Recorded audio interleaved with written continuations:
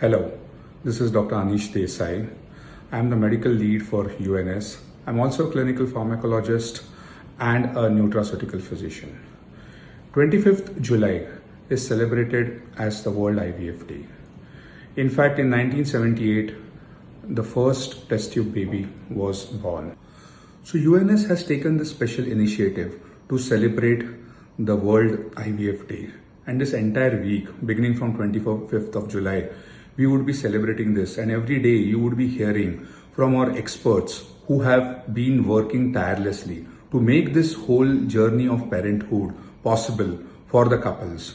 And they would be expressing their views and sharing their experiences and the latest technologies with you. Thank you. Myself, Dr. Priya Vashne.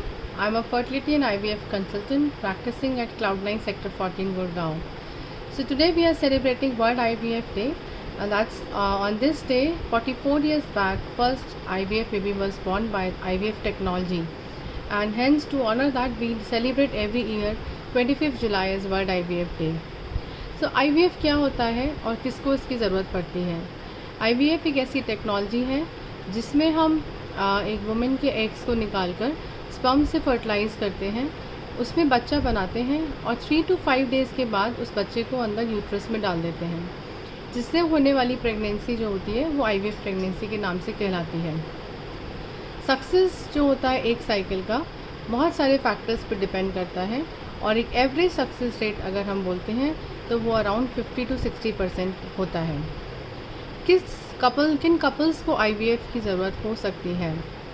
वो couple जो बहुत सालों से pregnancy के लिए try कर रहे हैं और जिसमें सारे ट्रीटमेंट फेल हो चुके हैं, उसमें हम IVF की सहायता ले सकते हैं।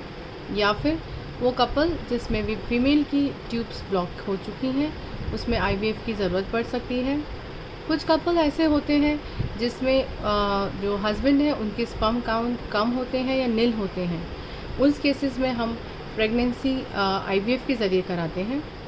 कुछ ऐसे कपल भी होते हैं जहाँ पे वुमेन के एग्स की क्वांटिटी और क्वालिटी कमज़ोर हो चुकी होती है, उस केसेस में भी हम IVF के ज़रिए प्रेगनेंसी करा सकते हैं। कहीं बहुत सारे फैक्टर ऐसे भी होते हैं जहाँ पे एंडोमेट्रियोसिस होता है यूट्रस में, या फिर ओवरीज में एंडोमेट्रियोसिस होता है, या बहुत सारे और अदर फैक्टर्स होते हैं, कुछ अनएक्सप्लेन फैक्टर्स होते हैं जिसकी वजह से बच्चा नहीं हो पाता।